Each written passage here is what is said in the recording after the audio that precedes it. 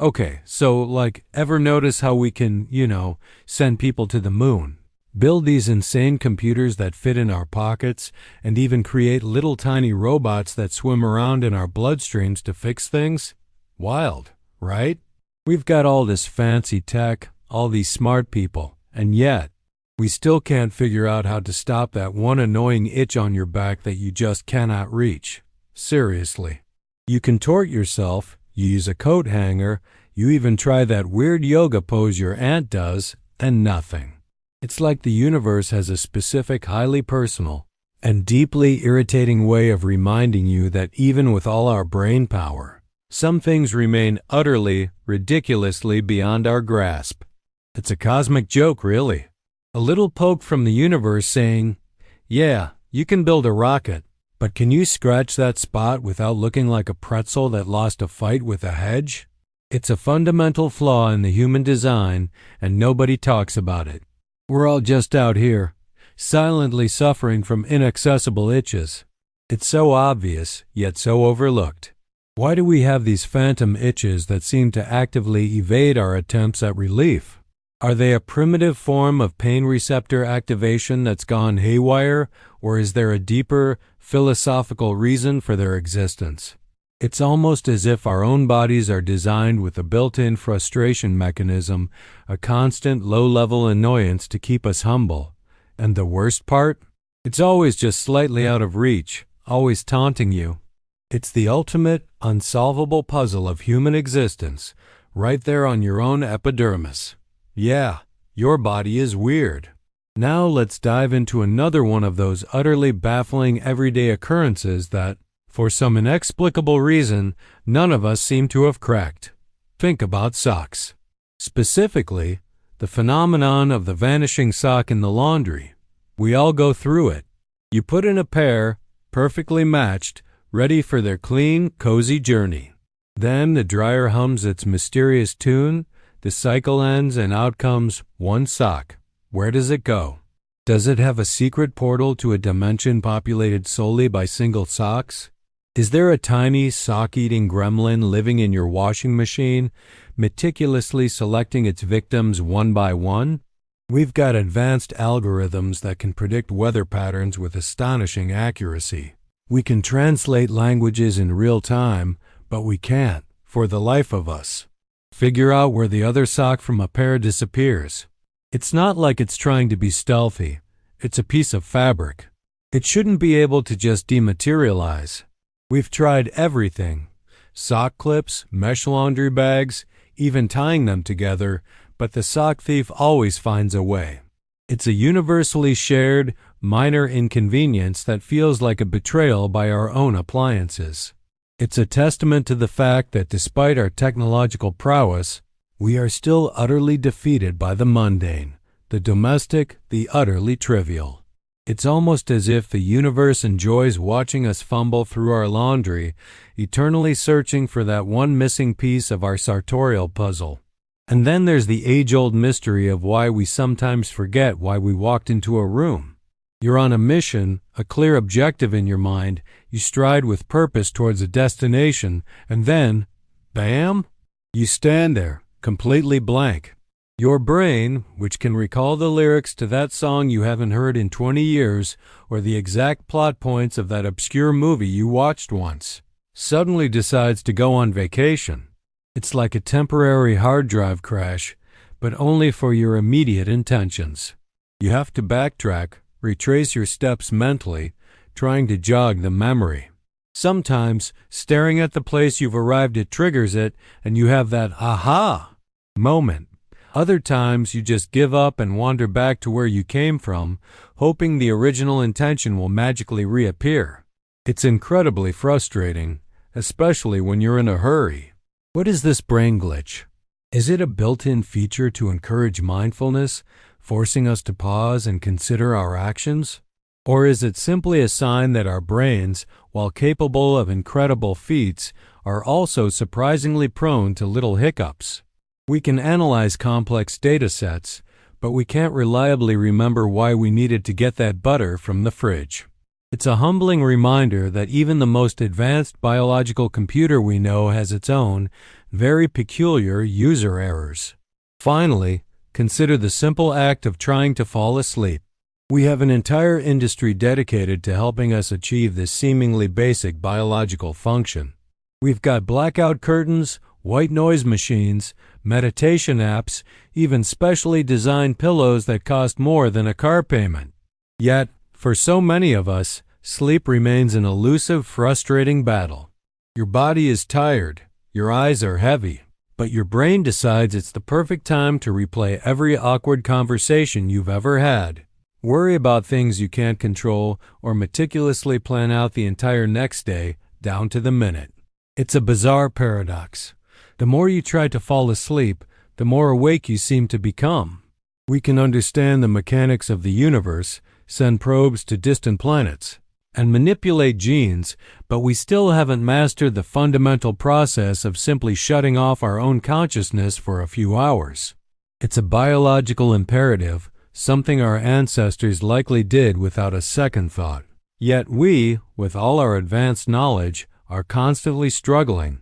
It's like our own minds are actively working against us, creating elaborate mental obstacle courses designed to keep us from the rest we desperately need. Well, hello there, intrepid explorers of the human condition. Prepare yourselves, because today we're diving headfirst into something so utterly mundane, so profoundly ingrained in your daily existence, that you've probably never given it a second thought. And that, my friends, is precisely why we need to talk about it. Because, let's be honest, you're all masters of the obvious, aren't you? You can dissect a frog with your eyes closed, debate the socio-economic implications of artisanal toast, and probably even fold a fitted sheet correctly on the first try. But the one thing that eludes your otherwise brilliant minds, the one biological imperative that sends you spiraling into existential dread and productivity paralysis, it's the simple, elegant, and apparently insurmountable task of simply stopping. Yes, that's right. We're talking about the Herculean effort required to, rest. That thing your body politely reminds you to do with increasingly aggressive yawns, the sudden urge to stare blankly at a wall, or the inexplicable desire to nap through a crucial work meeting. Your ancestors, bless their dirt under the fingernails hearts, probably managed this feat with a shrug and a primal instinct. They'd get tired, they'd lie down, they'd rest. Revolutionary, I know. But us? Oh no, we're far too sophisticated for such basic biological cues. Our brains, in their infinite wisdom and with the sheer volume of cat videos and conspiracy theories they've absorbed, have decided that rest is for the weak. It's a glaring admission of failure, a sign that you haven't optimized your life to its absolute maximum capacity, which, as we all know, is the ultimate goal. So instead of embracing the sweet, sweet oblivion of unconsciousness, we invent elaborate rituals. We create to-do lists that mock us with their sheer ambition. We tell ourselves, just one more email, or I'll sleep when I'm dead, a sentiment that, given our current trajectory, might arrive sooner than anticipated. We build entire industries around sleep hygiene and mindfulness, basically reinventing the wheel because the original model, lying down and closing your eyes, has become too radical, too un-American. It's a biological imperative, something our ancestors likely did without a second thought. Yet we, with all our advanced knowledge, are constantly struggling. It's like our own minds are actively working against us, creating elaborate mental obstacle courses designed to keep us from the rest we desperately need. And the worst part, we've convinced ourselves this is normal. This is progress. This is adulting, because apparently being exhausted and perpetually on the verge of a nervous breakdown is the pinnacle of human achievement. Who knew? Imagine this. The video lists, the endless scroll of doom. Picture a stick figure, arms stretched impossibly wide, fingers perpetually flicking upwards on a glowing rectangle. This isn't just scrolling. It's a Sisyphean task of epic proportions. The screen, a portal to an abyss of cat videos and existential dread, is tethered to the stick figure's very soul by an invisible, shimmering thread of FOMO, fear of missing out. Each flick is a desperate attempt to outrun the void, to find that one meme that will finally unlock true happiness.